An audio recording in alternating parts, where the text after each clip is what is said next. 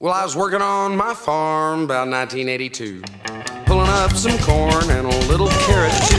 Two low-flying aeroplanes about 100 feet high, struck a bunch of bales of something and some hit me in the eye. So I cut a bale open and man was I surprised, a bunch of large-sized baggies, big white rice inside. So I took a little sample of my crazy brother Joe, snipped it up and kicked his heels, said, "Horton, that's some." Bales of cocaine falling from the flying plane.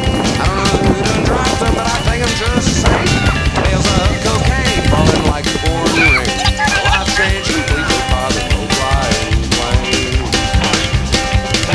So I loaded up them bales in my pick-em-up truck, headed west for Dallas, where I would try my luck.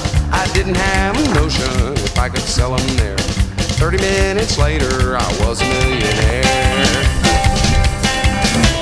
Bales of cocaine falling from the flying plane. I don't know who done dropped them, but I think I'm just the same. Yeah. Bales of cocaine falling like pouring rain.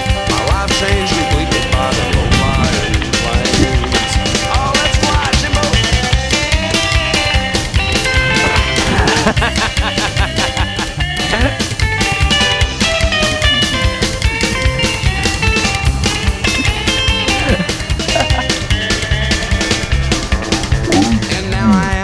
Man, but I'm still a farmer too. But I sold my farm in Texas, bought a farm down in Peru. And when I get so homesick, I think I'm going insane. I travel back to Texas in a low-flying plane. Bales of cocaine falling from low-flying planes. I don't know who to